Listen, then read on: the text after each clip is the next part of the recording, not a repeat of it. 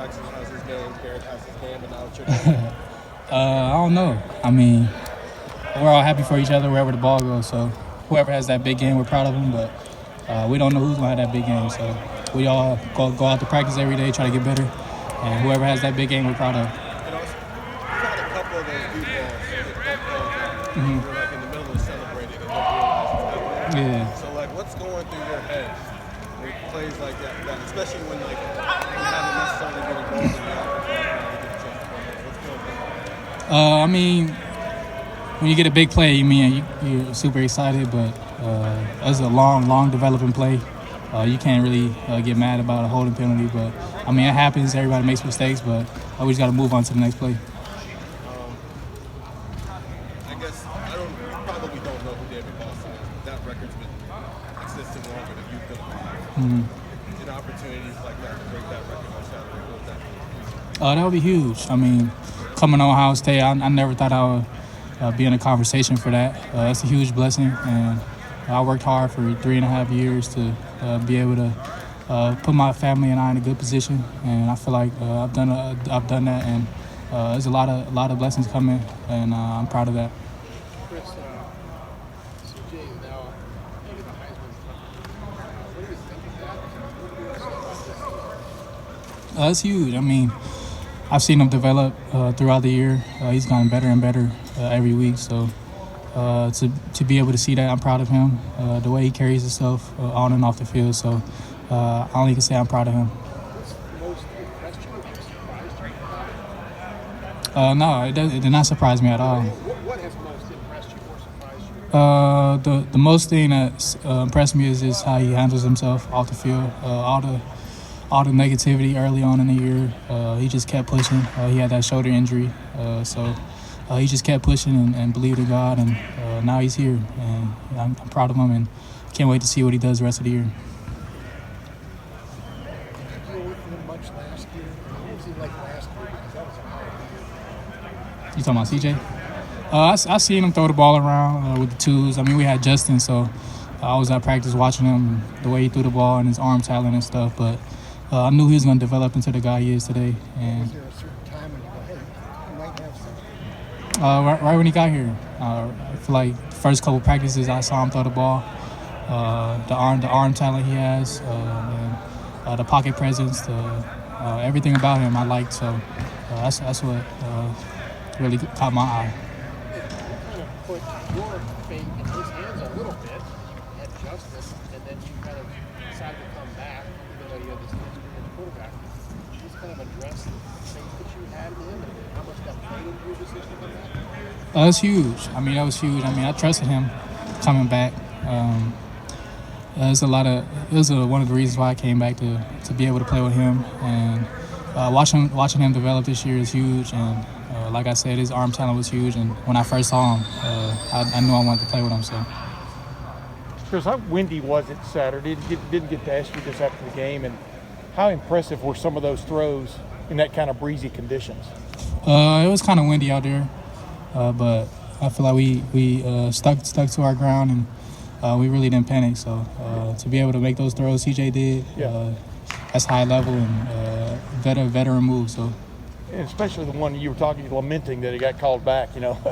But how impressive was that on a day like that? It seemed to be that if there was an end to the wind throw, that might have been it, you know, and stuff. And that post seemed to be right on the money. Yeah, finally we've been trying to get that deep ball down all year. Yeah. We finally got it, but it got called back. So, but I mean, we finally got it down. We're getting our chemistry down more and more. So as the week goes on, we finally got it. So we got it at the right time in November. You're one of the leaders on this team right now. Do you sense, even last week, Coach Day was talking about how heightened the awareness was of having on-point practices and things like that. What have you sensed this week? And as a leader of this team, a guy who's been around, do you like where this team is from a focus standpoint? Yeah, I love where this team is. To be honest, I feel like we're more focused. We're having a lot more fun.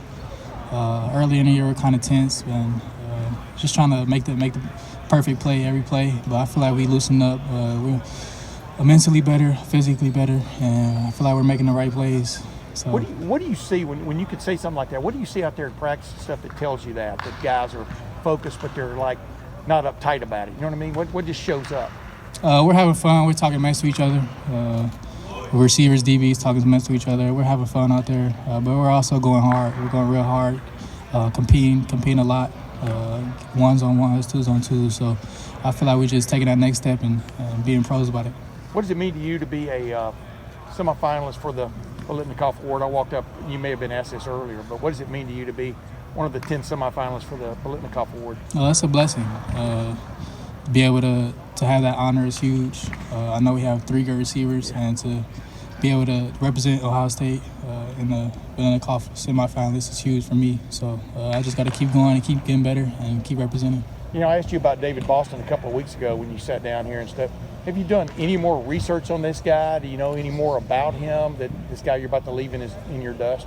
No, I have done no research. I just see like every week I keep getting closer and closer. But I know he's an all-time great here at Ohio State. We got to appreciate the greats that come in front of us. So huge shout out to him.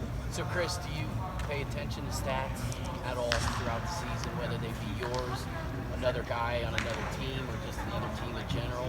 Of course, you see it. You see the stats that around the country. A lot of great players, a lot of great stats around the country. But I try not to pay attention to that.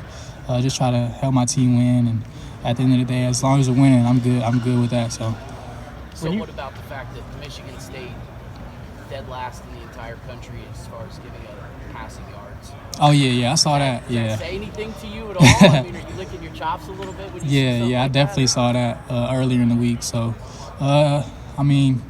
Michigan State always has a really good defense. I was surprised when I saw that, but that's a huge opportunity for us to be able to showcase our talent. So we're going to go out there on Saturday and try to come out with a win. Chris, do you see that on film? I mean, you know what type of athletes they have. Or aside from just being surprised at the number, when you watch film on them, is that what you see, or is it a matter of maybe the game situations are kind of weird and it's just working out that way? It's kind of both. I watch a lot of film, so I try to dig into what the cornerback is doing and all that. But Michigan State is a top 10 team, so we can expect anything. But we're not going to downplay them. It's a great team over there, and we're excited for the challenge. Your last game at Ohio Stadium, just your thoughts about that. I presume it's your last game. Yeah. You could always go to the senior route, Chris. Nah, it's my last But these game. records completely out of reach.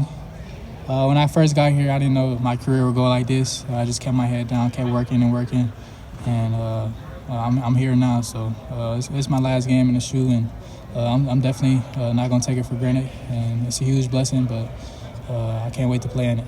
What's it like though to know it's your last game, but you've also left your mark here? I mean, what does that mean to you? It's huge.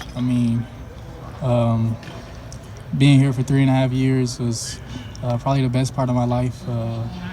Coming out here on my own, no family out here. It was tough, but I feel like I grew into a man, and definitely off the field it helped me the most.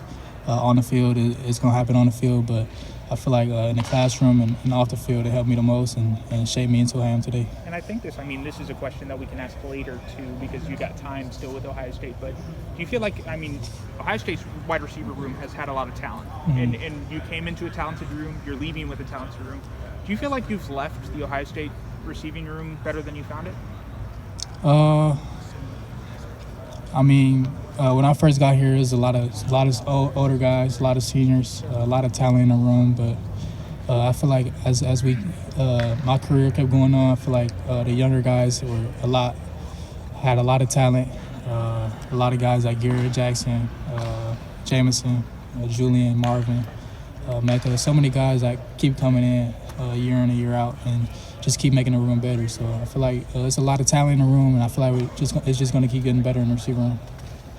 Chris, Garrett said yesterday that CJ will text him kind of like nuggets during the week about what he's seeing on film or game plan kind of stuff. I'm assuming he does that with you too. I'm just curious, like what are the kind of things he sends you, and was there anything maybe from a past game that you can talk about now that kind of caught your attention in terms of him picking up on stuff like that during the week? It's huge. He definitely does that throughout the week. So he definitely gives me tips. Even on the field where I practice, he says this is gonna happen or that's gonna happen. But that's pretty much it. What do you hope fans remember about you most in this program, with this being your last game in the shoe? Just having fun. I like to have fun out here when I'm playing football, and that's what I truly try to spread is just having fun out here and always smiling, and when we make a play, just having fun out here. Have you been reflecting more on your career this week with it being your last game in the shoe, or is that something you just kind of try to focus on the game and try to block that out?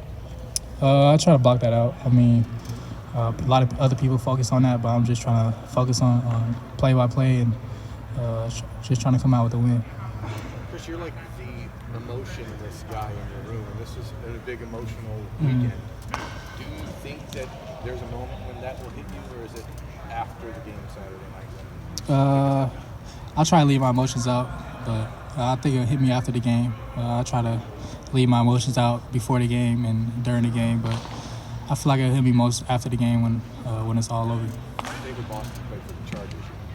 Yeah. As a San Diego guy, you figured you should know that. He was a first-round pick of your probably the team you grew up with. Yeah. Chris, the guy over to your left was getting a lot of criticism after 2-3 weeks. What's it like now to see him get all this attention and get all this credit, be in the Heisman talk, and what's it been like for you to see his growth from maybe even last year to now? I think he deserves that. To be in that Heisman conversation. He's so talented. A lot of criticism, a lot of negativity at the beginning of the year. But I feel like he soaking that in. He didn't really listen to it. He just stuck to the script and just kept going, kept his head down. So now he's shining, balling, and I'm proud of him, and he deserves all of it. Chris, Garrett was talking about the possibility of you guys having 3,000-yard receivers this year, if you guys get like 200 or so more yards. And he was saying, that could be like a big recruiting tool for you guys moving forward, the program. What do you think that could mean for you guys and the wide receiver room moving forward at Ohio State? I mean, that's huge. I mean, why wouldn't you want to be a part of that? 3,000-yard receivers. That's something. I don't know who can do that. I don't know if anybody did that before, but that's something legendary, and we just got to keep going, keep getting better.